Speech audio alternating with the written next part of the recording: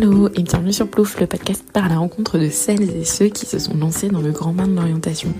Aujourd'hui, on part à la rencontre de Lucas et de Mathilde qui vont nous parler tour à tour des questionnements par lesquels ils sont passés dans leur orientation professionnelle et ce qui les a menés à s'engager aujourd'hui dans le domaine de l'ESS. Bonne écoute!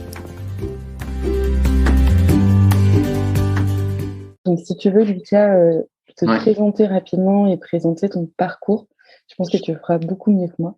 Ouais, je vais essayer de le faire de façon un peu plus synthétique du coup. On est plus sur un format de discussion. Donc Lucas, 23 ans, encore étudiant en master 2 à l'IAE d'Aix-en-Provence, où je fais un master en communication institutionnelle et conduite du changement, et je suis actuellement en alternance chez Spark News, qui est une entreprise de l'ESS. Peut-être revenir dessus un peu sur ce qu'on fait juste un peu plus tard. Donc, pour revenir sur mon parcours, parcours d'études à partir de mon bac. J'ai fait un bac ES où j'étais à Madrid à l'étranger. J'étais au lycée français à Madrid et du coup j'ai passé mon bac ES là-bas. Et j'ai voulu commencer des études de commerce sans trop savoir vraiment par quel bout prendre les études de commerce, sachant qu'il y avait un peu différentes voies possibles. Il y avait l'école de commerce post-bac en 5 ans. Il y avait la prépa. Il y avait aussi le DUT qui était plus professionnalisant. Pas tous avec le même, la même renommée et les mêmes débouchés. Donc c'était un peu tout un sujet. Mais je m'étais dit que je voulais faire les études dans le public pour pas tout de suite, pas devoir prendre un prêt. Et je me suis dit, commence par un truc un peu plus court et après tu verras sur quoi rebondir. Donc, j'ai commencé mes études par un DUT. Donc, c'est une formation qui est en 2 ans, qui s'apparente à un BTS. Donc, c'est un peu comme une continuité du lycée où, du coup, j'ai fait ce DUT-là en technique de commercialisation. Appellation un peu bâtarde pour dire commerce dans sa globalité, si vous connaissez un peu la formation. Donc, j'ai fait ce DUT-là en 2 ans à Aix-en-Provence, dans le sud de la France. Une fois que j'étais là à ce DUT et à se demander qu'est-ce qu'on allait faire ensuite, parcours très classique qu'on nous présentait, c'était il faut faire une 3e année un peu générale à l'étranger, pendant laquelle on prépare ses concours pour rentrer après dans des grandes écoles. Donc les concours passerelles, concours tremplin, ou alors rester dans le public et à ce moment-là aller dans des IAE, donc c'est des écoles de commerce à l'université si vous connaissez. Et à ce moment-là, il fallait préparer on pouvait préparer des concours similaires comme le Taj Mahal par exemple, ou alors il y en avait des très adaptés pour les IAE. Et là, pareil, même réflexion, je me suis dit très bien, ok, je vais partir à l'étranger, comme ça je fais ça, mais j'aimerais bien aussi rester dans le public cette fois-ci et j'étais pas brillant, donc viser l'excellence en école de commerce, c'était pas ultra évident. Et en même temps, on avait un partenariat intéressant avec l'IAE d'Aix qui était assez bien coté. Donc, je me suis dit, pourquoi pas, tentons un peu cette voie-là. Et donc, c'est ce que j'ai fait. Je suis parti en Erasmus en Pologne 1 an, où, comme une année d'Erasmus qui se respecte, je n'ai pas énormément travaillé à part mes concours pour rentrer en master. Mais du coup, les concours, c'était assez chaud parce que j'avais dû passer le TOEFL, le Taj Mahal, etc. Donc, c'était pas mal de préparation. Puis, j'ai réussi à intégrer l'IAEX, donc génial. Et du coup, je me suis lancé dans un master en 3 ans. Master qui, entre les 2 années de master, avait une année de césure qui était dédiée à 2 fois 6 mois de stage. En plus d'un stage de 6 mois qui était déjà prévu dans notre première année de master. Ce qui fait donc un parcours avec 3 fois 6 mois de stage, plus une année d'alternance en Master 2.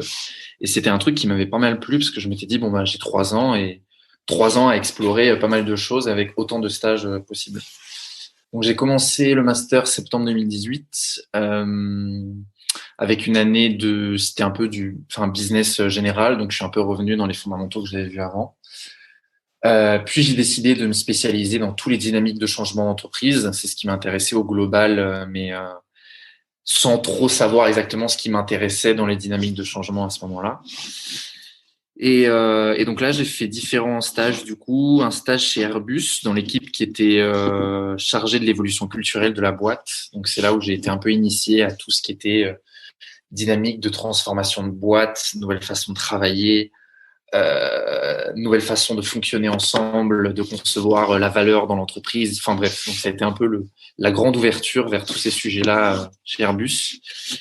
Puis après, j'ai continué, j'ai fait 6 mois chez PwC dans le conseil, où on a travaillé sur des programmes d'accélération de start-up, donc pour faciliter la collaboration entre des petits acteurs ultra intéressants et des énormes boîtes, parce que jusqu'à présent, ils n'arrivaient pas trop à bosser ensemble. Là, pareil, super intéressant. Puis, c'est à ce moment-là que j'ai découvert l'ESS avec Make Sense notamment, où a travaillé Apolline. Et à travers un MOOC en particulier, qui était le MOOC de Ticket for Change, qui s'appelle Devenir entrepreneur du changement. Et donc voilà, ces petites expériences, on pourra peut-être y revenir plus en détail après, mais c'est ce qui m'a un peu initié à ce milieu-là. Donc j'ai décidé de faire mon 3e stage dans l'ESS chez Spark News, où je suis maintenant, qui est une boîte qui travaille pour faire émerger les récits de demain, pour faire accélérer la transition écologique et sociale. Donc travailler nos imaginaires de dans quel monde on a envie de vivre, pour que naturellement en fait nos actions du quotidien elles tendent vers le monde dans lequel on a envie de vivre demain. Donc c'est assez conceptuel et il y a beaucoup d'accompagnement de médias, du monde de la culture, des entreprises, enfin super intéressant. Et j'ai décidé de rester chez eux pour mon année d'alternance maintenant, en 2e année de master. Et c'est génial, c'est super intéressant et j'aurai peut-être l'occasion de poursuivre chez eux après mon alternance. Donc voilà, je suis un peu dans la phase charnière de où je vais commencer dès que je finis mon master. Mais voilà un peu où tout ce parcours m'a mené.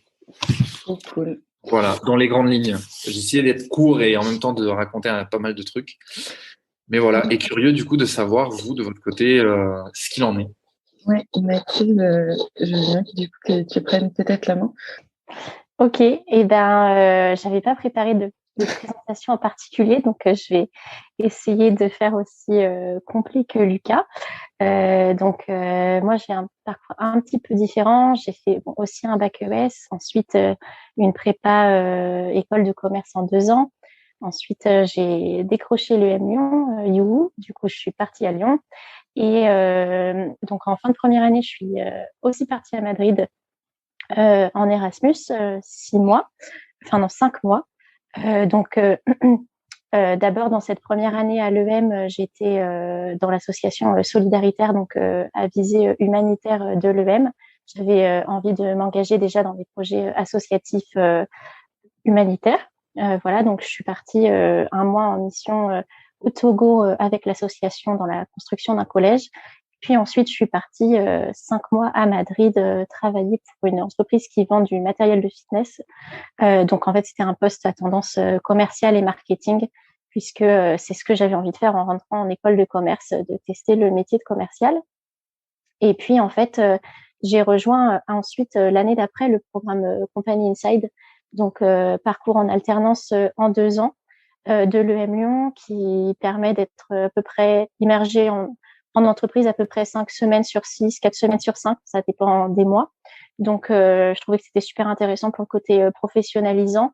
Ça me permettait de mettre en pratique les cours, et puis surtout, on n'a pas de meilleur moyen d'apprendre que d'être en entreprise. Je pense que Lucas, tu seras d'accord avec moi sur ce point. Donc voilà, en fait, j'ai fait une alternance chez un éditeur de logiciels de CRM pour les groupes pharmaceutiques en tant que commercial, donc business developer en anglais, puis account manager la 2e année. Voilà, donc c'était super intéressant dans le sens où j'étais jetée dans le bain du métier du commerce pour des entreprises internationales à l'étranger, avec une équipe aussi à dimension internationale. Et puis j'ai appris du coup à utiliser des outils, enfin tout le processus commercial, etc. Donc expérience très intéressante. Et en parallèle, j'ai commencé à m'investir dans le milieu associatif en fait exactement en même temps que mon alternance. Donc j'ai commencé à faire du bénévolat auprès des Restos du Cœur en soirée, et puis ça m'a beaucoup plu en fait. Donc j'ai décidé qu'à la fin de mes études, je ne continuerai pas dans l'entreprise où j'avais fait mon alternance, mais plutôt je continuerai dans le milieu associatif. Et en fait, du coup, je me suis renseignée et j'ai décidé de partir en service civique à la fin de mes études. je me suis dit que c'était le moyen sûr, avec un contrat encadré, de partir travailler à l'étranger pour une association. Et puis, c'était un contrat assez long pour avoir une expérience intéressante, mais pas trop long non plus, qui me permettent, si ça me plaisait pas, de repartir, de rentrer, etc. Donc voilà, du coup, je suis partie travailler en tant que coach en insertion professionnelle dans des centres de formation à Mumbai, en Inde, pour l'association Life Project for Youth, LP4Y. Voilà, du coup, je suis partie en février 2019 pendant 13 mois.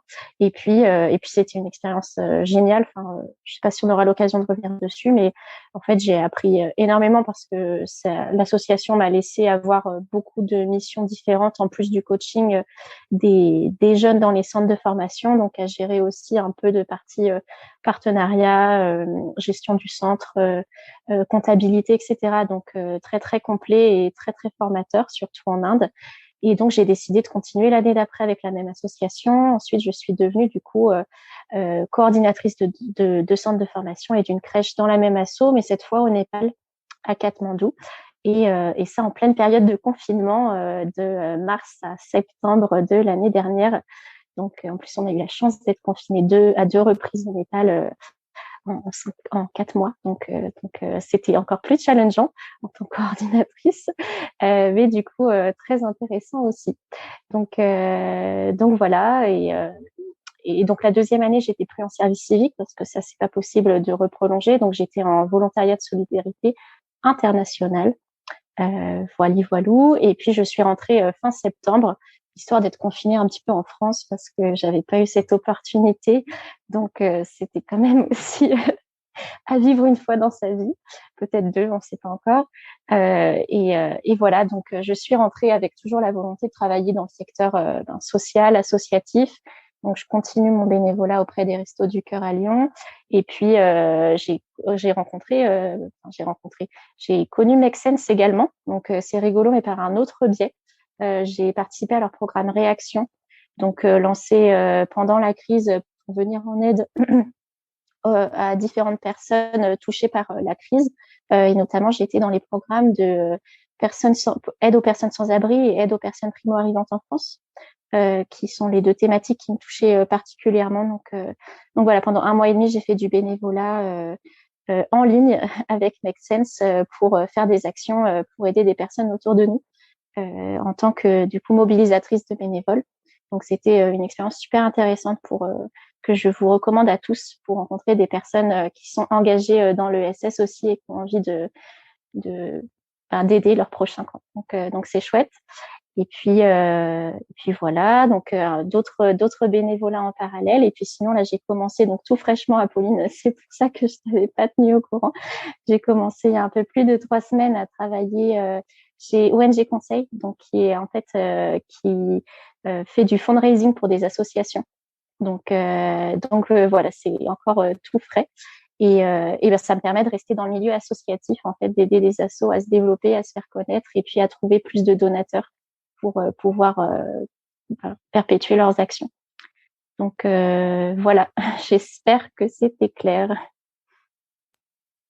Carrément. Super intéressant. C'est fou comment tu as voyagé aussi dans ce parcours-là. Je trouve ça dingue dans l'histoire, le fait d'être passé par l'Inde, le Népal, si je dis pas de bêtises. Ouais, je trouve ça génial, super, super intéressant. Et du coup, là, tu es parti pour rester en France pour l'instant? Oui. Ouais. Je suis pas contre un petit peu de stabilité, même si je suis très contente à la sortie de mes études. Je pense que c'est le moment. Là, en plus, tu te poses les questions, toi, de ce que tu feras après. Je pense que c'est vraiment le moment où on est libre de se lancer parce qu'en fait, on a tous des parcours différents, mais on n'a pas forcément énormément de contraintes. Donc, je pense que c'est le moment où, bien qu'on puisse être tenté, enfin, moi, j'ai bien sûr été tentée d'accepter le poste dans l'entreprise où j'avais fait mon alternance ou on est sollicité pour avoir, surtout en tant que commercial, des postes dans de belles entreprises en France, etc. Et je pense que c'est le moment où il faut oser rêver et partir il y a des possibilités dans beaucoup de champs différents à l'étranger, que ce soit, bon, ça peut être service civique VSI, ou ça peut être des VIE. Enfin, il y a beaucoup de types de contrats différents. Donc ouais, je suis bien contente de l'avoir fait. Après, maintenant, il y a aussi de belles opportunités en France. Donc c'est pour ça que je suis aussi rentrée pour me stabiliser un petit peu. Mais c'est trop marrant parce qu'en fait, tous les deux, vous avez commencé par, j'allais dire, travailler dans des postes et des industries qui n'ont, enfin pas qui n'ont rien à voir avec ce que vous faites aujourd'hui, mais qui ne sont pas du tout impliqués justement dans l'ESS. Parce que toi, tu étais en fitness, enfin, je te montre, mais effectivement, il n'y a que moi qui vois quelle personne je désigne. Mais Mathilde, tu étais dans une entreprise de fitness et Lucas, bon, je ne sais plus si tu nous l'as dit, mais moi j'ai noté sur ta fiche que tu étais passé par PwC. Et Oui. du coup, justement, à quel moment vous avez un peu eu ce déclic de j'aimerais bien m'engager dans l'ESS? J'ai l'impression que ça a un peu commencé par la stratégie des petits pas et un peu aussi à quel moment comment vous avez géré cette transition de je travaille dans un domaine qui ne me correspond pas forcément et j'ai quand même envie de m'engager dans l'ESS et potentiellement m'y engager à vie. Enfin, à vie. Non, pas nécessairement, mais de m'y engager tout court. Moi, Vas-y, ok, Mathilde. merci. Moi, ça a été en fait quand je faisais le comparatif ratio temps passé au travail et satisfaction, bien-être en alternance par rapport au temps quand j'étais plutôt dans le milieu associatif, soit par l'asso dans laquelle j'étais à l'UM Lyon ou les Restos du Cœur par exemple, et de voir que finalement c'était ça qui m'apportait plus de satisfaction, de plaisir à la fin de ma journée. Donc c'est là où je me suis dit, ben en fait il faut que je fasse quelque chose qui me plaise vraiment à 100%. Surtout que quand on a notre diplôme, on est libre de choisir ce qu'on veut faire. Donc c'est ça qui a été un peu le déclic pour moi. Et puis la période transitoire, bah c'est vrai que c'est pas facile parce que on a beau savoir un peu au fond de nous ce qu'on veut, ce qui nous fait vraiment envie, il y a un peu tous les ce que les gens pensent autour de nous, qu'après une école de commerce, ben en fait on a un poste dans une boîte qui fait rêver, avec un salaire qui fait rêver, à Paris ou dans une grande ville. Et du coup, c'est vrai que ben j'étais la seule de ma promo à prendre ce chemin-là. Bon, après, on était une petite promo, mais surtout après une alternance, le chemin classique, c'est vraiment de continuer dans l'entreprise, la plupart du temps. Donc en fait, ça a été juste le seul souci, ça a été d'affirmer mes choix en fait. Et puis les gens autour de moi, mes parents, se sont bien rendus compte que finalement c'est ce qui me correspondait le plus. Enfin, si les gens nous connaissent un petit peu, ils se rendent compte que ça sort pas de nulle part non plus. En fait, ça correspond à notre personnalité, les choix de partir vers le SS peut-être. Et donc moi, ça faisait 3 ans que j'étais engagée dans des associations, donc ça sortait pas non plus de nulle part. Voilà. Et puis le fait qu'il y ait le cadre du contrat du service civique, c'était pas partir avec un sac à dos non plus sans savoir où j'allais, hein. J'étais accompagnée par une association et tout. Ben ça a aidé aussi à rassurer des personnes autour de moi que je partais quand même en sachant un petit peu où j'allais.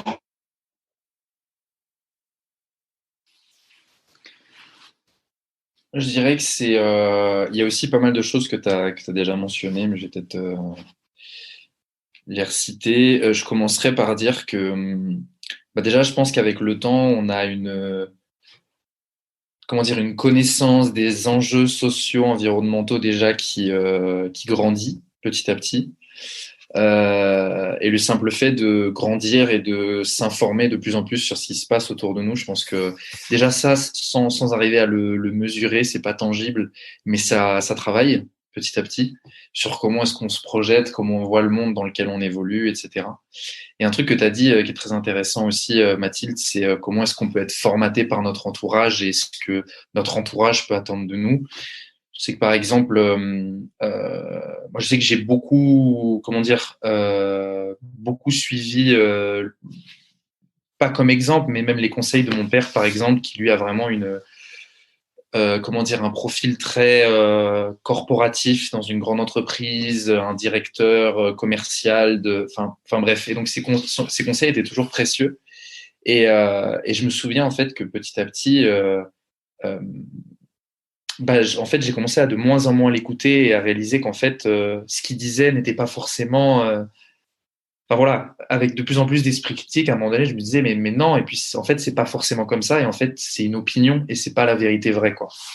Donc, je pense qu'en grandissant, il y a eu de ça. Et je me souviens encore au moment de choisir ou faire un de mes stages et qu'il y avait l'opportunité de PwC qui se présentait. Je me souviens encore qu'il me disait ah mais PwC c'est top, c'est une bonne école, enfin voilà, tu ressors de là, tu comprends un peu les rouages de plein de choses, ça te montre un peu comment sont formatées les choses. Et moi j'étais là, je me suis dit ouais non mais est-ce que c'est vraiment quelque chose qui m'intéresse? Et je me suis dit bon bah s'il faut le faire, faisons-le maintenant.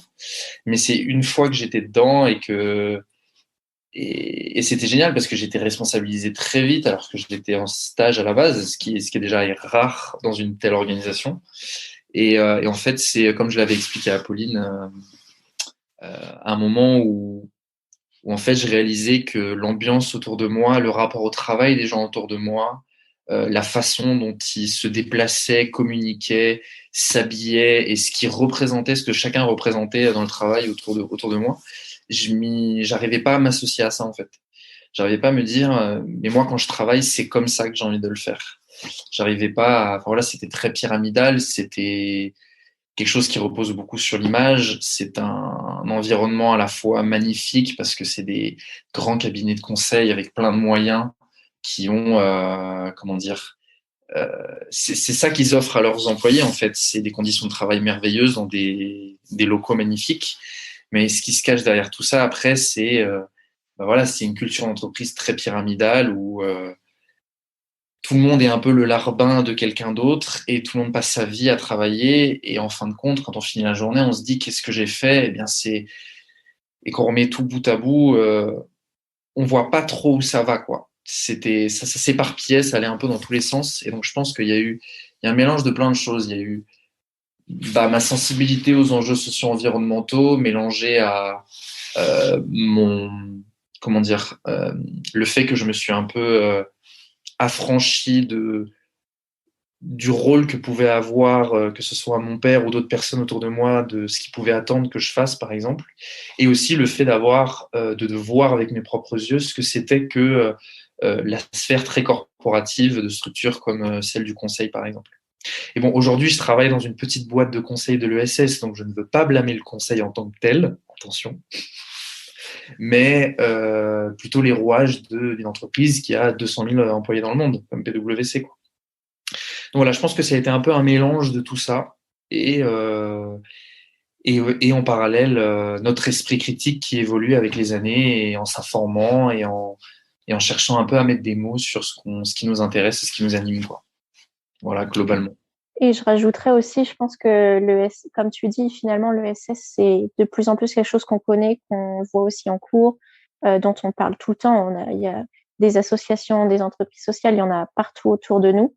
Donc maintenant, je pense que les gens aussi autour de nous se projettent plus sur ce que ça veut dire en fait et ce que ça implique. Donc personne le perçoit négativement non plus.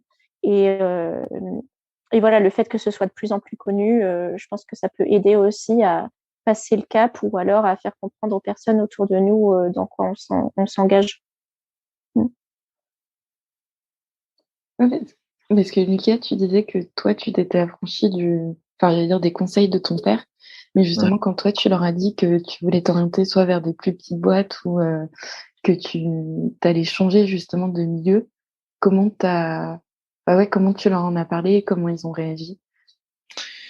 C'est une bonne question parce que je pense qu'au départ, c'est assez marrant, mais pour regarder l'exemple de mon père, le fait que ce soit une boîte de conseil, bah, tout de suite, ça paraissait plus alléchant que si c'était une asso X ou Y. Forcément, quand on vient de ce milieu-là et qu'on ne jure que par ce milieu-là, c'est un peu ça. Et en parallèle, je sentais que j'allais rentrer dans un monde que lui ne maîtrisait pas, qu'il ne connaissait pas. Et donc, il y a un peu ce côté de je ne connais pas, et donc ça fait un peu, c'est pas que ça fait un peu peur, mais c'est un peu bizarre dans ce quoi tu t'engages là, parle-en moi plus, j'arrive pas trop à voir, quoi. Il y avait un peu ce côté-là. Et en fait, progressivement, lui et même d'autres personnes autour de moi ont compris que, au final, c'était des causes qui m'intéressaient, tout comme une mission ou un métier peut animer quelqu'un. Bah, je pense que le fait de travailler pour une cause qui nous anime et de réaliser qu'en fait, notre travail au quotidien, c'est d'y contribuer petit pas par petit pas, c'est, comment dire, ça a la même valeur qu'un métier qu'on aimerait faire parce qu'on aime le métier en tant que tel. Donc je pense que c'est ce qu'il a compris avec le temps et je pense qu'il voit aujourd'hui que je me sens beaucoup mieux et que ça m'anime beaucoup plus. Et donc progressivement, c'est ça qui a fait sens et qui a parlé ça a parlé de soi, quoi, directement. Est-ce que tu dis aller beaucoup mieux? C'est un moment, tu te sentais Ah non, pardon. pas bien? Mais disons que j'en parle plus positivement, je pense. Ok. Ou alors ça va être plus enjoué du simple fait de raconter ce que je fais ou de parler tout simplement plus souvent de ce que je fais ou enfin, voilà, de s'échanger ce genre de choses. Je pense que même moi je l'ai vu, le fait de vouloir partager des choses et bah, c'est qu'en fin de compte ça me plaît et que je suis intéressé d'avoir des retours je sais pas, de personnes de l'extérieur, etc. Donc ouais, il y a eu un peu ça, ouais. Trop intéressant. Et Mathilde, toi, tes parents, ils ont réagi comment? Ben ouais, un peu ce que tu disais, Lucas, c'est comme c'est un monde qui était inconnu aussi, de partir dans le service civique, de partir à l'étranger en travaillant en association, ils ne connaissaient pas du tout, enfin ils n'avaient jamais fait ça.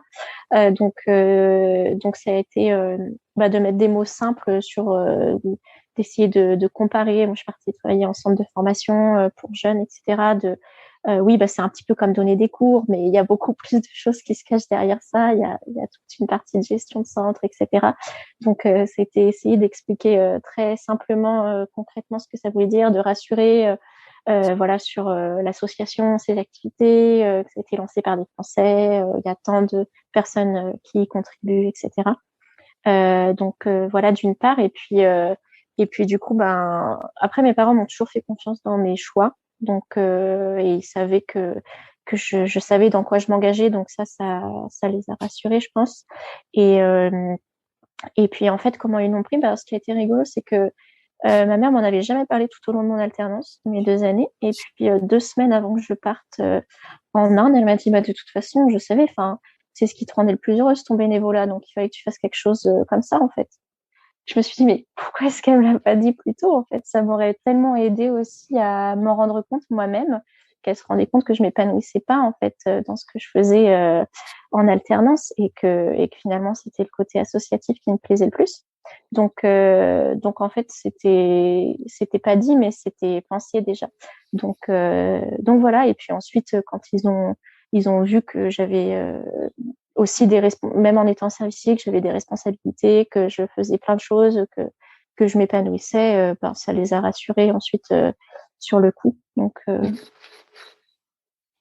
voilà. Et du coup, tu disais par rapport à ta promo, comment tu as fait aussi justement pour t'affranchir un peu j'allais dire, du modèle classique de carrière qu'on présentait. Enfin, moi, je pensais à l'EM en général, mais je connais pas du tout comment ça se passait en alternance, mais j'ai l'impression que comme c'est encore plus professionnalisant, il y a peut-être même un peu plus de pression, mais j'avoue que c'est un gros préjugé que j'ai, tout comme j'ai des préjugés sur les boîtes de conseil que je ne connais pas du tout. Oui, en fait, j'ai pas eu de mal à le dire au sein de ma promo parce que mon choix était déjà fait et puis peu importe finalement ce qu'ils en pensaient. Il y a une personne qui m'a dit j'aurais bien aimé faire ce que tu fais, mais je peux pas partir en service civique. Moi, j'ai un prêt étudiant, donc il faut que je travaille directement à la sortie des études. Mais c'était une personne qui avait aussi envie de s'impliquer dans le secteur associatif. Et sinon, en fait, quand les personnes de ma promo me disaient ce qu'ils allaient faire après, et travailler dans des grandes entreprises et dans le conseil aussi, l'audit, etc. Post-commercial, en fait, moi, ça me faisait pas du tout rêver. Donc, je me disais, très bien, ils sont super contents, ils vont pouvoir signer un beau contrat à la sortie des études, mais moi, je j'ai pas envie de leur place, en fait. Donc, là-dessus, j'étais droite dans mes bottes. Et ça a été plutôt de me dire, bon, à quel moment est-ce que j'en parle avec mon entreprise? est-ce que c'est trop tôt, trop tard? Je voulais faire les choses bien pour qu'ils aient le temps de recruter quelqu'un aussi quand je parte. Je voulais m'assurer qu'au niveau du contrat, c'était faisable. Enfin voilà, il y avait quand même des choses à prendre en compte. Il fallait pas que je le fasse du jour au lendemain. Et puis, que je reste pro aussi jusqu'à la fin de mon alternance, même si j'y avais déjà réfléchi avant le dernier jour, évidemment, à ce que j'allais faire après.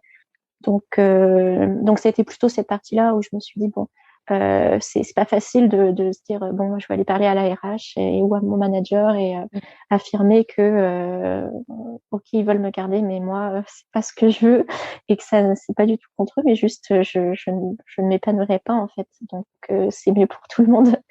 Et donc, c'est plutôt ça, c'est ce moment où tu te dis, ok, là, je suis un vrai adulte, en fait, je dois prendre des décisions quand même importantes et l'annoncer devant mes supérieurs. Donc voilà, mais ça s'est bien passé, ils l'ont tout à fait compris, donc il n'y a pas eu de souci. Et si j'avais su qu'il l'aurait aussi bien pris, je pense que j'aurais lancé la discussion plus tôt, parce que bah, c'est bénéfique pour tout le monde en fait de partir à bon terme. C'est toujours bien pour la suite après d'être sûr qu'on peut compter sur les personnes avec qui on a travaillé. Toi, Lucas, ton alternance, elle se termine dans combien de temps? Tu as encore du temps pour réfléchir ou comment ça se passe? Ouais. Elle se termine. Je crois que mon contrat il termine fin novembre, donc j'ai encore du temps. J'ai encore du temps et là j'ai plus que 6 semaines de cours à faire entre début mars et mi-avril, donc j'aurai une grosse période dans l'entreprise après. Et là entre guillemets j'ai de la chance, c'est que l'entreprise se développe pas mal et cherche aussi à recruter, donc ça aussi c'est une chance dans ce secteur. Donc on parle déjà de la suite de l'alternance, ce qui est super parce que ça. Après voilà, je pense que peu importe si j'ai envie de continuer dans cette entreprise spécifiquement ou non, le simple fait de discuter de ces choses-là pendant même le contrat d'alternance, ça, c'est tout le temps rassurant et ça motive et ça met en énergie aussi. Et d'ailleurs, je voulais rebondir par rapport à un truc là-dessus, sur l'alternance dans l'ESS, parce que c'était un sujet, je me souviens. Euh, Quand je cherchais, avant que je trouve mon stage du coup chez Spark News dans l'ESS, une de mes craintes, c'était qu'en fait, c'est un secteur où il y a, comment dire, il n'y a pas tant d'offres que ça. Alors, il y en a de plus en plus, mais il n'y a pas grand monde qui est au courant des offres qu'il y a. Il y a de plus en plus de pages où on trouve des offres d'emploi, mais entre guillemets, le grand public ne connaît pas forcément. Euh, et alors là, avec le Covid, ça a un peu changé parce que l'alternance a été soutenue, de plus en plus d'entreprises ont recruté en alternance. Mais avant ça, je me souviens que il n'y avait pas tant d'offres et je me disais mince, comment je vais faire? Peut-être, est-ce que je vais arriver à trouver ce que je veux faire dans ce secteur qui est petit où il y a moins de moyens? Et je me souviens que j'avais eu au téléphone Sébastien Gfoury qui travaille aujourd'hui chez Ashoka. Apolline d'ailleurs, tu connais, tu le connais peut-être. Et justement, j'avais besoin de conseils et de savoir un peu comment lui avait fait, parce que je savais qu'il avait travaillé en alternance chez Ashoka et j'avais jamais vu d'offre. Je me suis dit, mais comment il a fait pour travailler en alternance dans ce secteur? Je ne vois aucune offre, quoi. Et il m'a dit un truc, et c'est ce qui s'est passé pour moi d'ailleurs, et c'est pour ça que je voulais juste partager le truc, je trouve intéressant. Il m'a dit, écoute, je pense que dans le secteur de l'ESS, ça bouge tellement vite et c'est tellement humain que je pense que quand tu rentres dans une organisation, que tu l'intègres, que ça se passe bien et que la question de la suite se pose, de qu'est-ce que tu vas faire après. Si ça se passe bien, que l'entreprise cherche à recruter, tu vas peut-être toi-même te créer ton propre poste d'alternance alors qu'avant ils n'en avaient pas. Et ou alors ils m'ont dit, ou alors ils vont peut-être te connecter avec d'autres entreprises qu'ils ont, etc. Et je trouvais ça assez particulier. Je me suis dit, je ne sais pas si ça va se passer. Et au final, c'est un peu ce qui s'est passé parce que Spark News n'avait jamais recruté en alternance. J'ai fait un stage de 6 mois chez eux. Je leur ai proposé de rester 1 an de plus. Et vu que ça s'était très bien passé, on a créé le poste. Et si on n'avait pas créé le poste, je sais qu'ils m'ont dit, écoute, ça s'est super bien passé. Et donc, on va même t'aider à trouver quelque chose chez les entreprises du secteur avec qui on bosse parce que ce serait trop con que tu trouves pas. Et le fait d'avoir vu ça, je me suis dit, c'est génial. J'y croyais pas. Il m'avait partagé ça un an avant que je commence chez Spark News. Et au final, c'était ce qui m'est arrivé. Et donc, ça m'a montré qu'en effet, il y avait peut-être plus d'opportunités qu'on ne croit, mais que le tout réside dans le fait de mettre un pied dans le secteur déjà, et après de voir comment ça évolue. Mais le tout est de commencer à mettre un pied dedans. Voilà, globalement. C'était petite histoire que je voulais raconter. Ouais. Mais c'est trop drôle parce que ça va un peu avec ce que tu me disais sur l'appel préparatoire, justement, du fait que tu avais besoin de relations humaines et que justement le secteur de l'ESS, c'était un secteur qui marchait beaucoup sur ce type de relations aussi, et que finalement, une fois que tu as mis le pied dedans, c'est surtout comment tu parles avec les gens, quelles sont les personnes avec qui ça accroche, et c'est ça qui compte plus que ce que tu disais tout à l'heure sur le côté un peu robotique de certaines entreprises qu'on peut avoir aussi après. Ouais, c'est ça. Et ça, je pense que cet exemple-là, ça en était la preuve de me dire que, à la base, je suis venu pour un contrat de 6 mois et ça s'est super bien passé.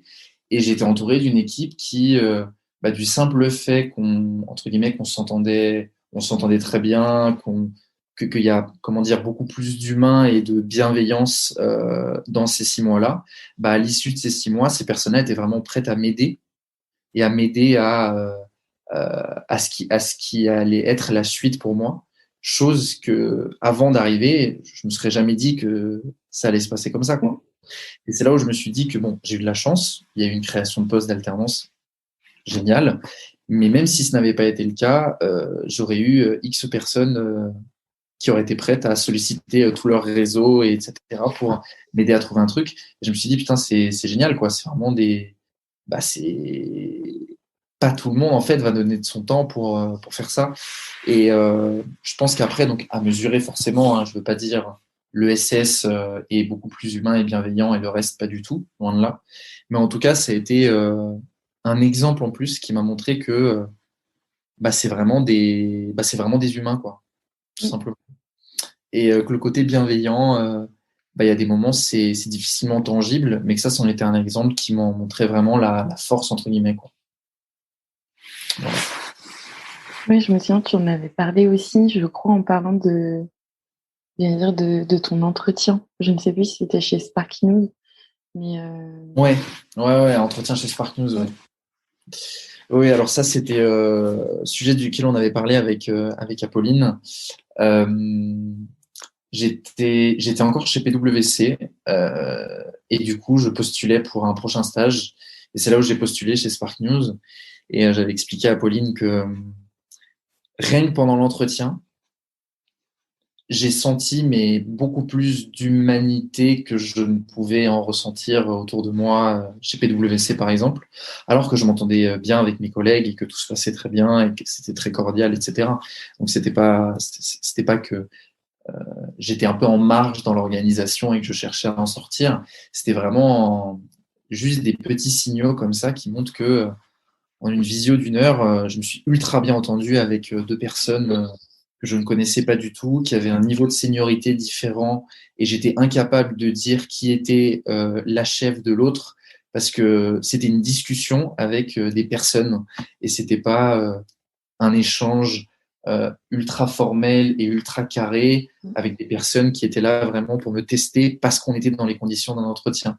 Tout de suite, c'était un échange qui était quand même carré parce que c'était un entretien, mais qui était beaucoup plus libéré et ouvert et pas régi par des codes de l'entreprise, mais plus par des dimensions humaines ultra intéressantes qui font qu'on se libère dans une discussion.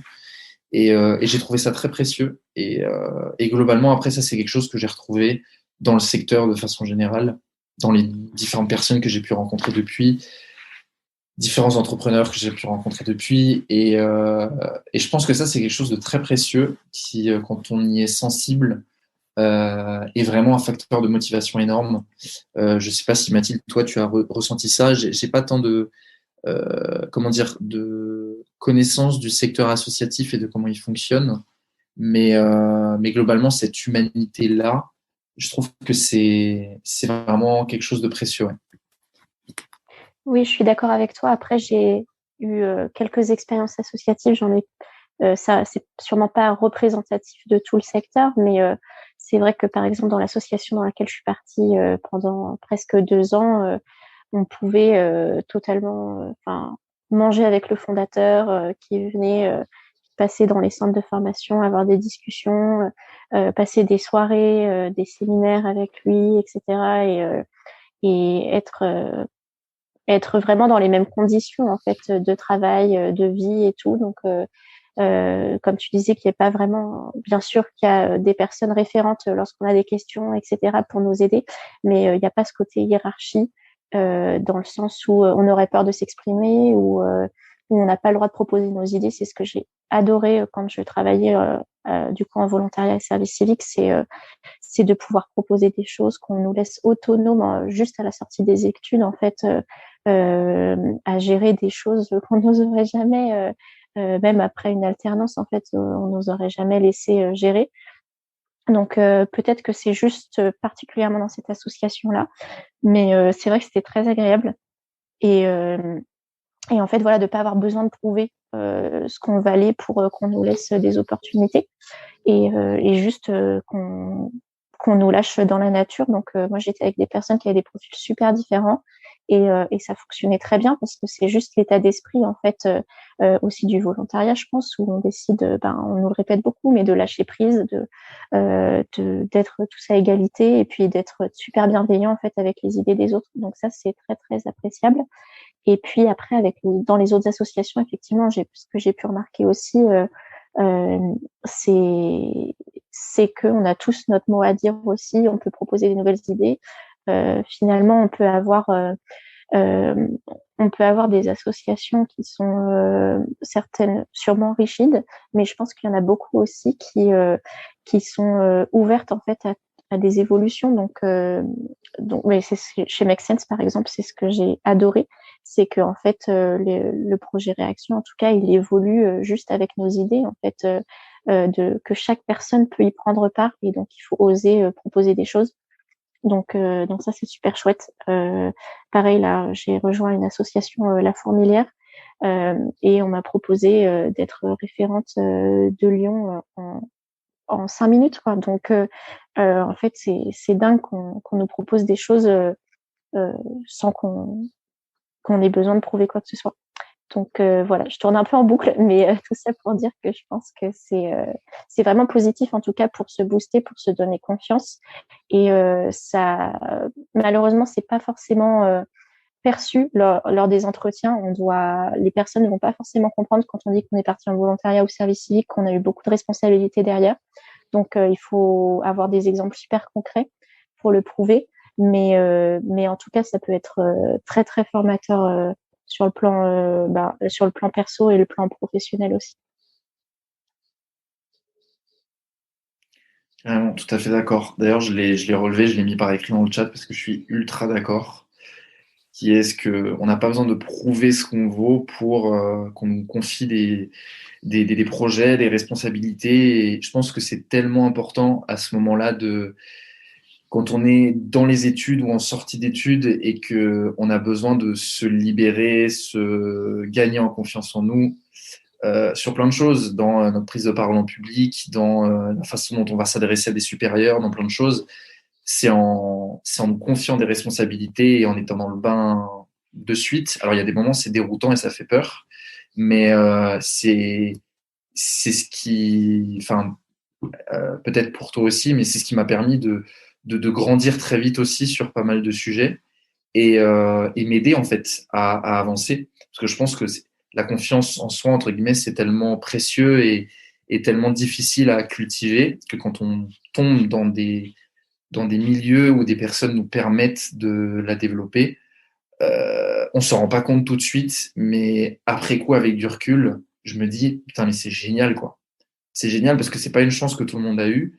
Et du coup, et je commence à le ressentir autour de moi selon comment est-ce qu'on évolue et qu'on travaille avec des amis. Je vois qu'il y a des personnes qui vont être naturellement plus bridées que d'autres beaucoup plus libérées, beaucoup plus entre guillemets, avec plus d'assurance.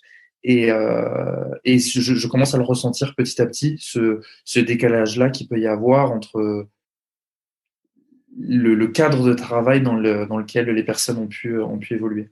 Comment ça leur a permis de s'ouvrir rien qu'humainement et gagner en assurance, quoi. Ouais, je suis totalement d'accord avec toi. Et en fait, c'est aussi, je pense, la question qu'il faut se poser en sortant de ses études et surtout en sortant d'alternance, c'est en fait, est-ce que je choisis le confort de rester au même endroit ou dans le même poste ou d'aller vers ce que je connais? Donc ça pourrait être intéressant, mais finalement, qu'est-ce qui me fera le plus grandir, comme tu dis, et qui me fera sortir de ma zone de confort, et c'est comme ça qu'on apprend en fait, c'est en allant vers l'inconnu. Et c'est pour ça que je recommande à 100% de partir à l'étranger ou dans le milieu associatif ou en service civique, etc. Parce que effectivement, enfin, d'autant plus par le contexte, parce que j'étais en Inde, et qui est un pays un peu très très imprévisible, mais en une journée on en a vécu 3 en fait. On a vécu tellement de situations qu'après on est capable de réagir à tout ce qui nous arrive dans la journée, et donc oui, ça fait évoluer vite, je pense, sur beaucoup de points. Et c'est ça qui est, ça peut être un peu grisant, parce que du coup on a toujours besoin d'avoir de nouvelles choses à faire ou à apprendre, de nouveaux projets et tout. Mais je pense que c'est important. Enfin, en tout cas, moi, je suis le genre de personne qui a besoin d'être un peu bousculée pour avancer et de pas être dans une routine. Donc, je pense que ça peut correspondre à pas mal de personnes aussi, d'avoir un travail où on nous demande de sortir de notre zone de confort tout le temps pour apprendre, parce que c'est pas forcément agréable au début, mais effectivement, c'est comme ça qu'ensuite on saura répondre aux situations, et puis ça nous permet d'évoluer très très vite aussi, je pense, dans le métier. C'est clair, ça fait partie de l'apprentissage. Et comment après, justement, tu comptes cultiver cette sortie de zone de confort? Je ne sais pas si ma question était très claire.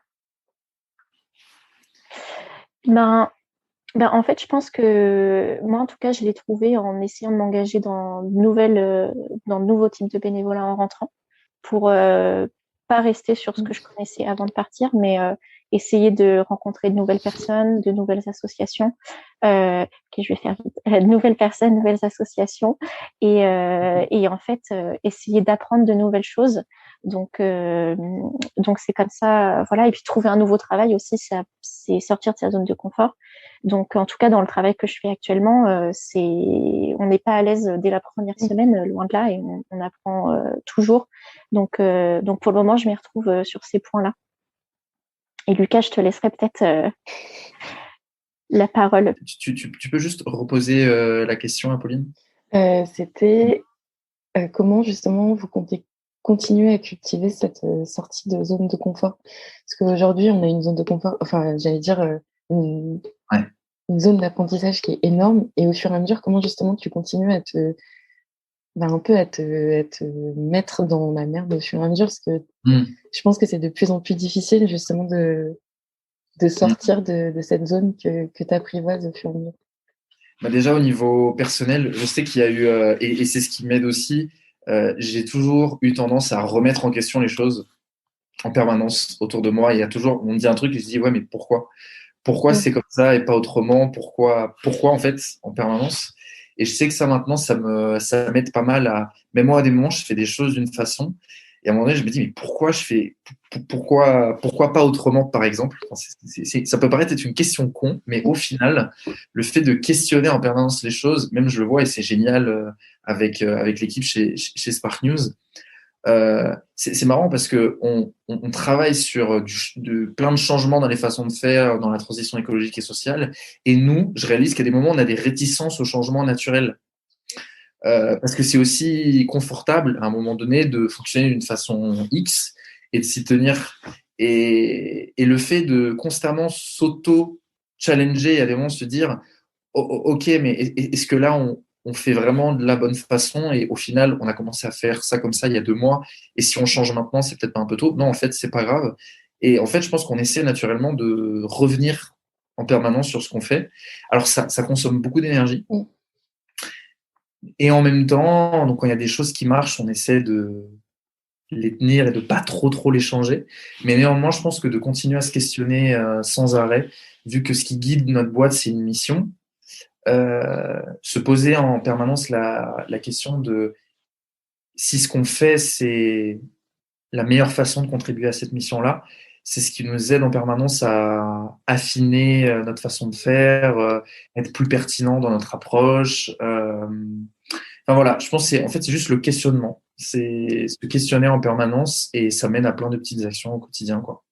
Et après, je pense que ça s'applique même moi dans ma vie perso, dans pourquoi est-ce que tu fais ça? Est-ce que ça te plaît? Qu'est-ce qui te plaît dans ce que tu fais? Qu'est-ce qui te plaît pas? Quand je vois qu'il y a quelque chose qui me plaît moins, pourquoi? Et je pense que pareil, je suis encore dans cette phase d'exploration. Je pense avoir eu plein de réponses à des questions que j'avais, mais le fait de continuer à m'en poser et de voir qu'il y a des choses où j'essaie encore de comprendre, ça me fait penser que j'ai encore une marge de manœuvre énorme devant moi et que peut-être ça m'amènera à d'autres conclusions qui me feront prendre d'autres décisions au moment de chercher mon premier taf janvier 2022, quoi. Ouais. Donc voilà, je pense que le questionnement, c'est génial et ça aide pour plein de choses dans notre façon de nous informer, dans plein de choses et je pense que moi, c'est ce qui m'aide au quotidien. Ouais. Globalement. Merci beaucoup. Je pense que c'était une très bonne conclusion avant ton départ.